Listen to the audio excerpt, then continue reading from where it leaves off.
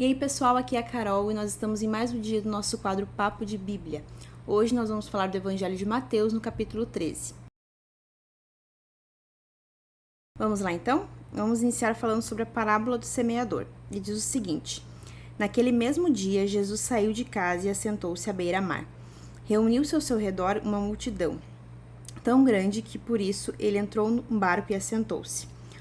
Ao povo reunido na praia, Jesus falou muitas coisas por parábolas, dizendo: O semeador saiu a semear, e enquanto lançava a semente, parte dela caiu à beira do caminho, e as aves vieram e a comeram.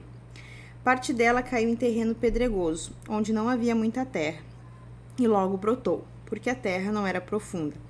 Mas quando saiu o sol, as plantas se queimaram e secaram, porque não tinham raiz. Outra parte caiu entre os espinhos, que cresceram e sufocaram as plantas. Outra ainda caiu em terra boa, deu boa colheita a 100, 60 e 30 por 1. Aqueles que têm ouvido para ouvir, ouça. Ou seja, quando Jesus fala isso, ouçam, ou aquele que tem ouvido para ouvir, ouça, ele está querendo dizer, prestem atenção no que eu vou falar. Os discípulos, depois de ele ter falado essa parábola, aproximaram-se dele e perguntaram: Por que falas ao povo por parábolas? E ele respondeu: A vocês foi dado o conhecimento dos mistérios do reino dos céus, mas a eles não. A quem tem será dado, e a este terá grande quantidade. De quem não tem, até o que tem lhe será tirado. Por esta razão eu lhes falo por parábolas. Porque vendo eles não veem, ouvindo não ouvem, nem entendem. Nele se cumpre a profecia de Isaías, aqui mais uma citação no Antigo Testamento. Ainda que estejam sempre ouvindo, vocês nunca entenderão. Ainda que estejam sempre vendo, jamais perceberão. Pois o coração deste povo se tornou insensível. E essa parte aqui, vamos gravar bastante ela, porque ela é muito importante. O coração de vocês se tornou insensível de má vontade. Ouviram com ouvidos e fecharam. Ouviram com os seus ouvidos e fecharam os seus olhos. Se assim não fosse, poderiam ver com os olhos, ouvirem com os ouvidos, entenderem com o coração e converter-se, e eu os curaria. Mas felizes são os olhos de vocês, porque veem, e os ouvidos de vocês, porque ouvem. Pois eu lhes digo a verdade: muitos profetas e justos desejaram ver o que vocês estão vendo, mas não viram, e ouvir o que vocês estão ouvindo, mas não ouviram. Portanto, ouçam o que significa a parábola do semeador. Então, ele traz ali toda aquela explicação. Antes da explicação, eu quero trazer para vocês aqui o que significa isso, né? Porque pode parecer o seguinte: nossa, Jesus não queria que eles entendessem, ele não queria que aquelas pessoas fossem salvas. Isso traz até um certo... porque é como se fosse um evangelismo ao contrário, né? Tipo, ele está pregando, mas não quer que as pessoas se convertam. Parece uma coisa que foge um pouco daquilo que a gente está acostumado a ver. Mas o que acontece, que eu falei daquela frase, que era pra gente gravar ela, né? Que é: pois o coração deste povo se tornou insensível de má vontade. Ou seja, Jesus estava falando para muita gente ali. Muita gente estava ali só por causa dos milagres de Jesus, não queria nada com ele, só queria o que ele tinha para oferecer, os milagres, as curas, a multiplicação dos pães, como muitas vezes acontecia. Muitas pessoas estavam ali só para criticar, os fariseus certamente estavam ali só para criticar, outras pessoas, diversas pessoas estavam ali para criticar Jesus, para apontar o dedo, ou somente por interesse. Ou seja, essas pessoas, elas não queriam Jesus, elas não queriam a verdade, elas queriam qualquer outra coisa. O coração delas se tornou insensível, se tornou de má vontade. Ou seja, o Senhor já tinha dado muitas oportunidades certamente para essas pessoas, ele já tinha falado ao coração dessas pessoas, mas elas não quiseram.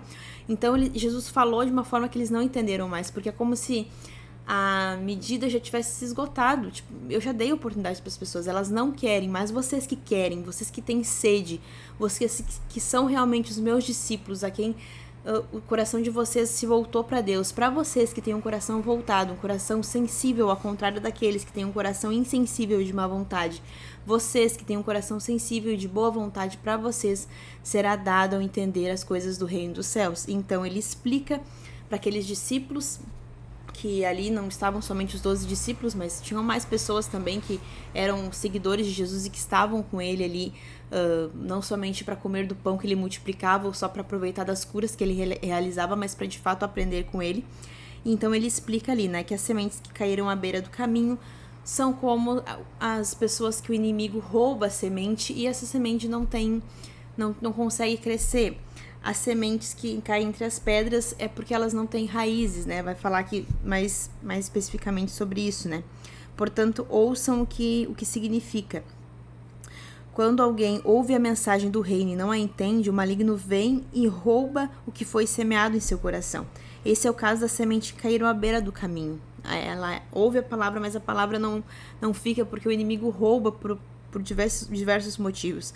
Quando a semente caiu em terreno pedregoso, esse é o dia daquele que ouve, esse é o caso daquele que ouve a palavra e logo a recebe com alegria. Todavia, visto que não tem raiz em si mesmo, permanece pouco tempo. Aquelas pessoas que não conseguem continuar, que não estão enraizadas de fato, né? A palavra não achou de fato um terreno para se enraizar no coração dela. Qualquer dificuldade, qualquer coisa consegue tirar essa sementinha que foi plantada do coração dela, essa pequena plantinha que não consegue dar frutos. E aí vai falar o seguinte um pouco mais pra frente. E quando surge alguma tribulação ou perseguição por causa da palavra, logo a abandona.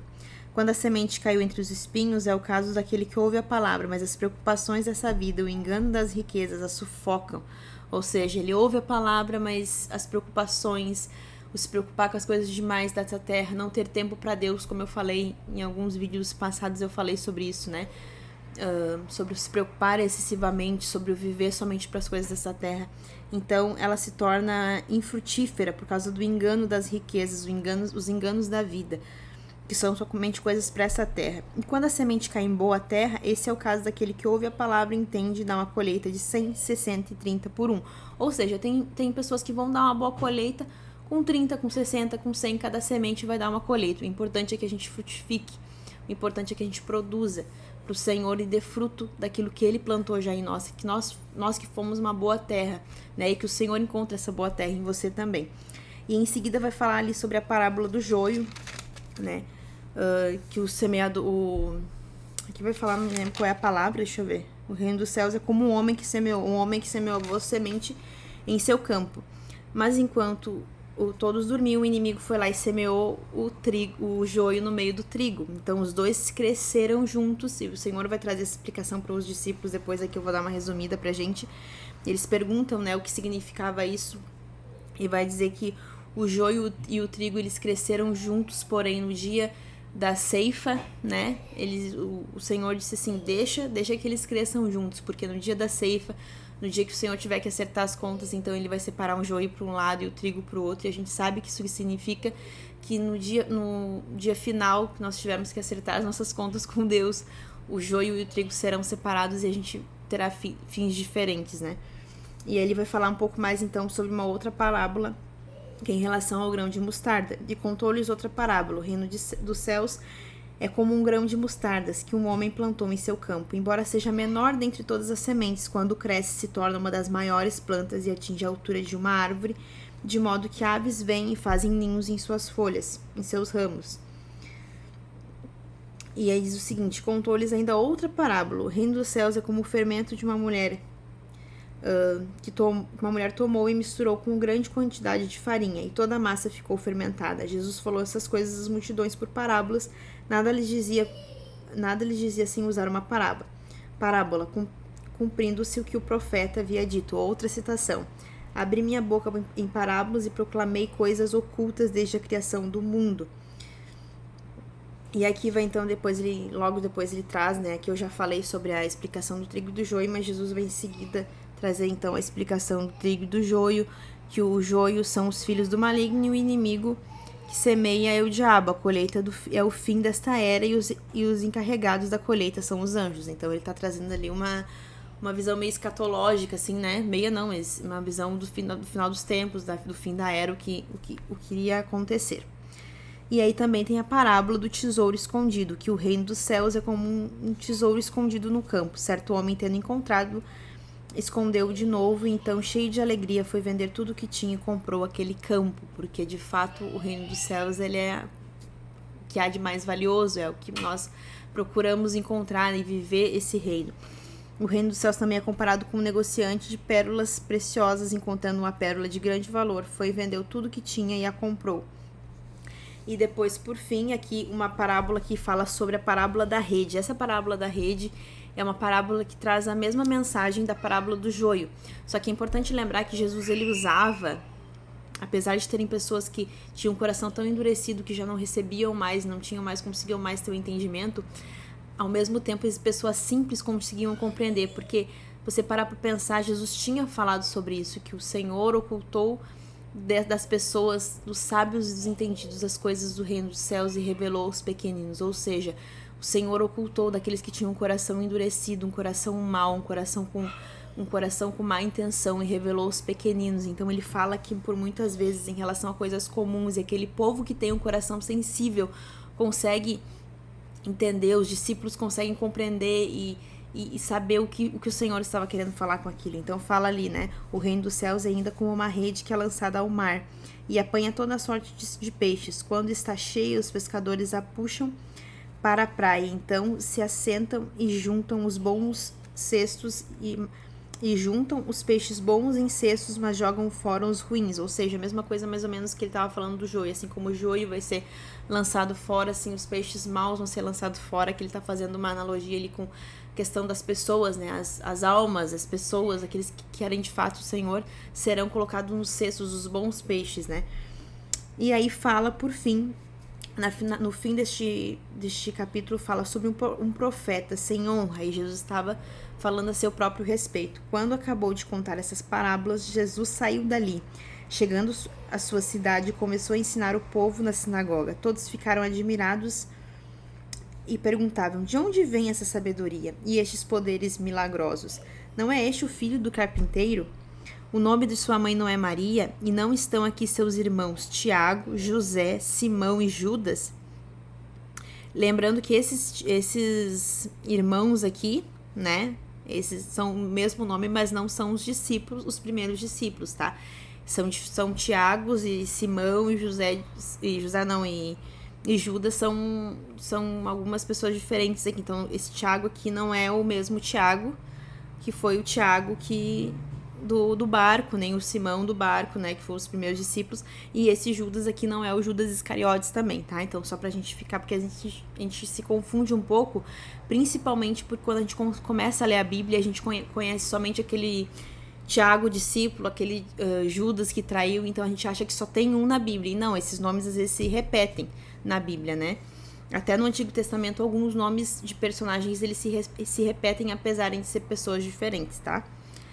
E aí ele fala: não estão conosco todas as suas irmãs? A prova como Jesus tinha bastante irmão na família, né? Porque aqui já são 4 homens, fora as irmãs. Então eram mais de uma irmã, né?